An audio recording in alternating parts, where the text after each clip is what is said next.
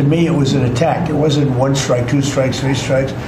Somebody asked me a question about the second strike. I didn't know about the second strike. I didn't know anything about people. I wasn't involved in it. I knew they took out a boat.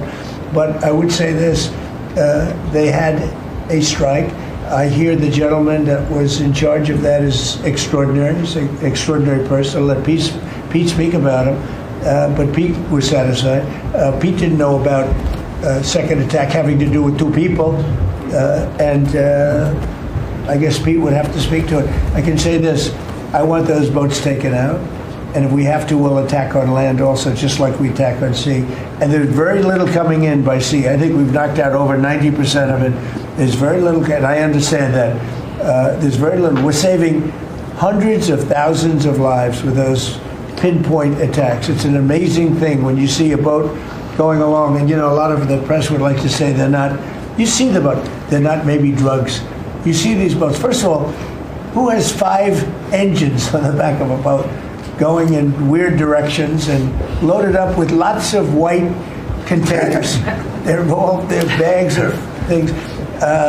No, they've done an amazing job. And Peter's done an amazing job. Pete, you could probably better answer the question. No, you're spot on, sir. I think you got to start with the baseline, which Marco laid out, everybody's laid out. We've got 20 million people invading our country over 4 years. We don't know where they're coming from.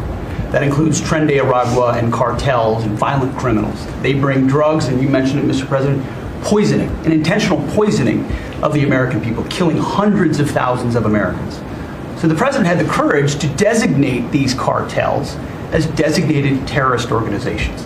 Now, a number of us here served in the military and spent 20 years fighting terrorists like Al-Qaeda and ISIS on the other side of the world. How do you treat Al-Qaeda and ISIS? Do you arrest them and treat them, pat them on the head and say, don't do that again? Or do you end the problem directly by taking a lethal, kinetic approach? And that's the way President Trump has authorized the War Department to look at these cartels. And I wish everybody could be in the room watching our professionals like Mitch Bradley, Admiral Mitch Bradley, and others at JSOC and SOCOM and other commanders. The deliberative process, the detail, the rigorous, the intel, the legal, the evidence-based way that we're able to, with sources and methods that we can't reveal here, that make sure that every one of those drug boats is tied to a designated terrorist organization. We know who's on it, what they're doing, what they're carrying. All these white bales are not Christmas gifts from Santa. This is drugs running on 4-motor fast boats or submarines that we've also struck. No one's fishing on a submarine. And I have empowered them to make that call. Now, the first couple of strikes, as you would, as any leader would want, you want to own that responsibility. So I said, I'm going to be the one to make the call after getting all the information and make sure it's the right strike. That was September 2nd. There's a lot of intelligence that goes into that, building that case and understanding that. A lot of people providing information. I watched that first strike live. As you can imagine, at the Department of War, we got a lot of things to do.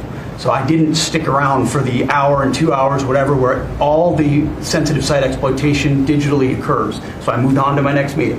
A couple of hours later, I learned that that commander had made which he had the complete authority to do, and by the way, Admiral Bradley made the correct decision to ultimately sink the boat and eliminate the threat. He sunk the boat, and eliminated the threat. And it was the right call. We have his back. And the American people are safer because narco-terrorists know you can't bring drugs through the water and eventually on land if necessary to the American people. We will eliminate that threat, and we're proud to do it.